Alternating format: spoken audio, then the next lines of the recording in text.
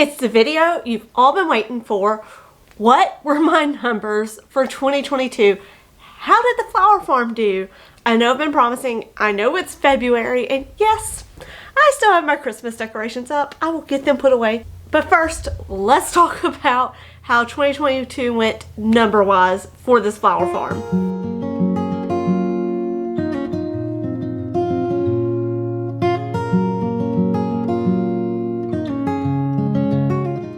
Hey y'all, welcome back to the channel, or if you're new, welcome to the channel. My name is Jessie and I own Living on a Prayer Flower Farm, a small flower farm here in Ruston, Louisiana, Zone 8B. And I have a full-time job, family, flower farm, all of it going on at once, and it gets a little hectic every once in a while. I'm going into my third year of flower farming, and this video is all about last year. 2022 was my second year of flower farming. I was going bigger and better than ever. And I might have bit off more than I could chew, to be quite honest with you. So here's the video that I've been promising to y'all for like 4 months on what my numbers were. If you watched last year's video on how my numbers were for my first year of flower farming, you know I had to do better. If you haven't checked that video out, I'll put it in the description below. And I will also put it as an end screen on this video, so be sure to check it out after this one, just so you can see how far I've come. So this year, I did do a whole lot better number-wise than I did last year. And this includes the flower farm, this includes the cost of YouTubing, my Amazon commissions that I make, and merch. All of that is tied into this video. So first, let's get into what were the numbers for the full Living on a Prayer flower farm. So I brought in, are you ready for this? For someone who's working a full-time job and doing this as a side hustle, I'm pretty proud of myself. I brought in $10,006. Woo! 2023! I brought in 10K. That is amazing. I did so much better this year. And I learned a lot, and that's with not selling every month at the farmer's market, not hitting all of them that I could because I was just so tired. So this year I did spend a lot. I didn't spend nearly as much as last year. And as much as I would like to say I kept that 10K, I did not. Everything I had has been put back into this farm, every single bit. So you already know I spent over 10K. I ended up spending, when you include phone, internet, YouTube, equipment, compost, everything, I ended up spending $16,500 on Living on a Prayer flower farm. I cannot believe I spent $16,000, but that includes a lot of stuff. So now let's get into the breakdown of what I spent on what, and then we'll also go over what were my good months, how much did I make in the spring versus the summer, and so on. If you hear weird noises, it's Costly. She's over there rolling around on the floor. Costly, what are you doing? What are you doing? I see you. I see you. So how much did the farm make? I made $8,400 from the farm itself. So that includes photographers coming out, which by photographers I mean my sister-in-law only this year. That means from a farmer's markets and custom orders I went and delivered. $8,400. That's not bad. That's pretty good considering I wasn't at the farmer's market a whole lot, and I didn't do a whole lot of deliveries this year. I cut back on that a lot, and I don't do a CSA. However, I did spend more. I had to invest more into the farm this year, and part of that investment won't pay off until this year, 2023. Like the daffodils, I ordered 3,000 daffodils, I think it was. I'd have to go back and look, for this year to put out in Daffodil Field for selling, for photographers to come out. I've opened up the farm for that, so we'll see how that does, if anybody bites. So far I've only had one reach out. I only posted that 3 days ago, so we'll see what happens there. But I spent $4,700 on seeds and bulbs in 2022. I did cut back a lot. I actually wanted to spend more in 2022. I told you, I ended up cutting my tulip order. I cut out $2,000 worth of tulips. That really pained me, and I cut back my anemone order almost completely because I realized I was spending too much money and not getting enough back. So I cut back all my seeds and bulbs, and yes, by cutting back, I still spent $4,700 on seeds and bulbs in 2022. I ended up spending $1,000 on compost. I ended up spending $355 on vendor fees to be able to set up my booth at the farmer's market, $200 in yearly fees for my florist license. You have to have that to sell flowers in Louisiana, and my nursery certificate, which allows me to sell flowers that I grow myself at the farmer's market. I also took out business insurance this year so I could have photographers come out and take pictures on the farm. So I spent about $600 on that alone. For farming equipment this year, I did get the Jank seeder. My husband actually bought it for me as a gift, but we are together, so technically the farm bought it. He just surprised me with it, along with a couple of other things like more seed trays, all the buckets, things like that. I ended up spending $1,500 on that. And then you just have the miscellaneous stuff. So taxes, additional business supplies, so craft paper, rubber bands, a new banner, I did that, staples, all of that adds up. So my total expenses for the farm alone were $11,600. So I almost broke even this year, farm-wise to expense-wise, which is really good. I'm very happy with that, but I could do better. Let's talk about when was the best time to sell flowers. I was really interested to see if spring would do way better than summer flowers because I ordered a ton more tulips, invested a lot more in spring last year, and I was surprised. So for spring, between March through May at the farmer's market, I brought in $3,400. I was kind of disappointed in spring because I did end up having to give away a lot of flowers.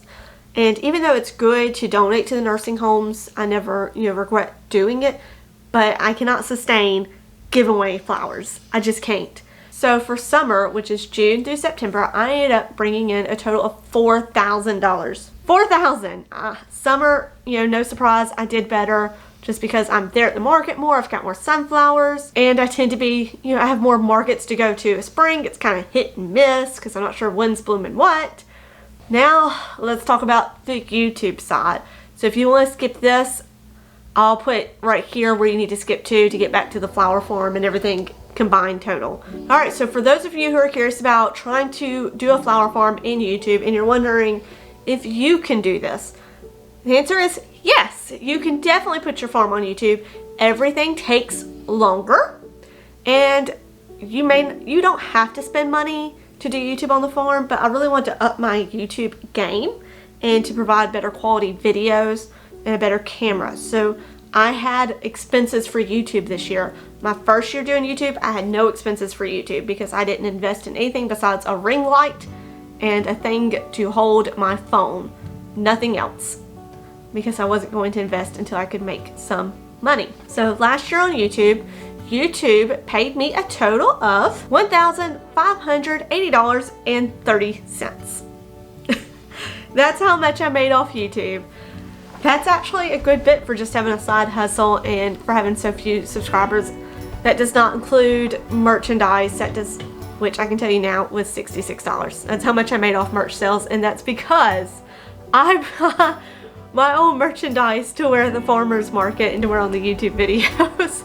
I think I sold 5 items total throughout the whole year. It's so funny. So feel free to go buy some merchandise if you would like to help me get that up. And then Amazon commissions I make hardly anything off of, just because I don't really push anything to y'all too much besides like the power planter auger and stuff. I made, I think, $100 off Amazon commissions throughout the full year. But YouTube, $1,580.30 from AdSense. Rolling in it, I tell you what. So I ended up doing several subscriptions and things to help make the YouTube experience better and to have more to offer and add functionality to my videos. So one of those expenses I use is Artlist, which is a music subscription service. It allows me to put music on the videos without having to face copyright. And I spent $179.88 on Artlist last year so that we could have great music in the videos. I do include the internet in this price for the YouTube since that's what I use it for. $2,134.27 for internet. My website costs me about $150 to run for the full year, even though I don't really utilize it that much. I spent $155 on a website called Canva. That's what I use to make my thumbnails and to also create graphics to insert into the videos. I also ended up buying a camera, and that ended up costing me $1,500. All in all, I ended up spending $4,696 on YouTube. This year, I'm definitely in the negative when it comes to YouTube wise, but that's okay. I enjoy doing it. I enjoy the community, talking to you, and having fun. So if you're wondering how much dough I'm rolling in from YouTube, it's not much. It's not much. So let's get back to the farm overall and how I'm changing my ways.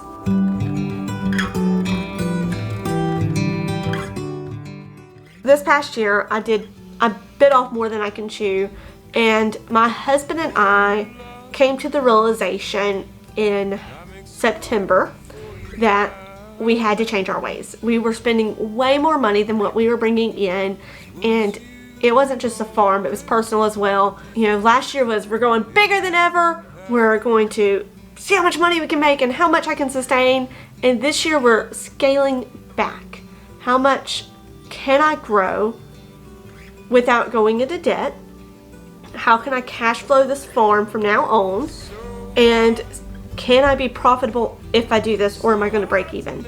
So that's what we're doing this year.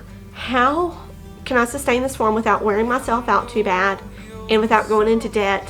And is it possible? I do believe it is possible to have a small garden and a small farm without going into debt, but right now our biggest goal is we are paying off debt.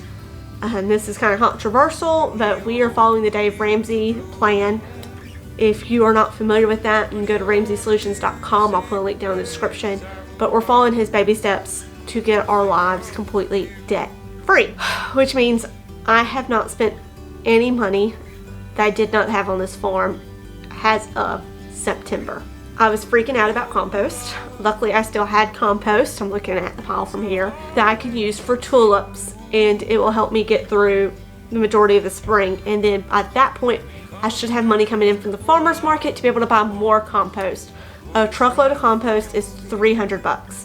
It's expensive here, and it's the cheapest and best quality I could find in my area. I'm setting aside money for bulbs. I use a budget program for our personal and for the business called You Need a Budget, YNAB. Once again, I'll put it down in the description below if you're interested in checking it out.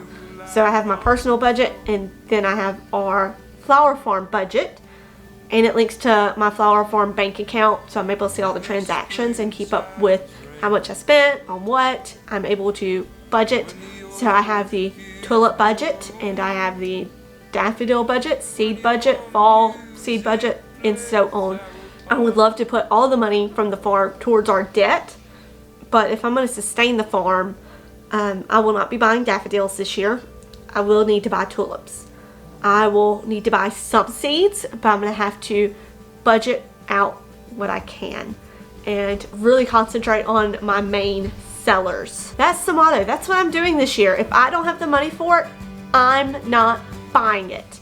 I cut back on my tulip order, as you know, and I'm also succession planting to see if I can have them last longer than just 2 weeks of tulip sales. That's a lie.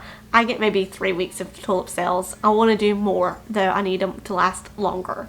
Also looking back, some of you know this, I love to use an Erin Condren planner. It's not sponsored, but I do have a referral link where I get some points if you do order one. I'll put that down in the description. I like how I can personalize it and say Flower Farm 2022. And I'm able to look back at what I was planting when did it bloom.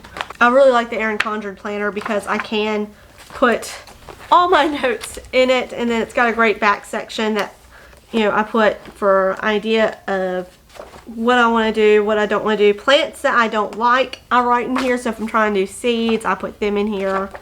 Transplant notes, all of that stuff in here. So if you're interested in getting yourself a planner, that's in the description below. But I really enjoy it and like being able to look back and see what did I plant when and know how to do that. So was the farm profitable this year? No. I was really hoping it would be, but it wasn't. And that's okay, because you know what? We are going to keep learning as we grow. And we're growing not just as a flower farmer, but as a person too.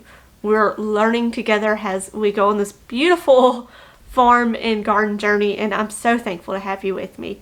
So thank you guys for watching. If you haven't checked out last year's video on how much I made, or spent rather, be sure to check it out here, and I will see y'all there. Bye.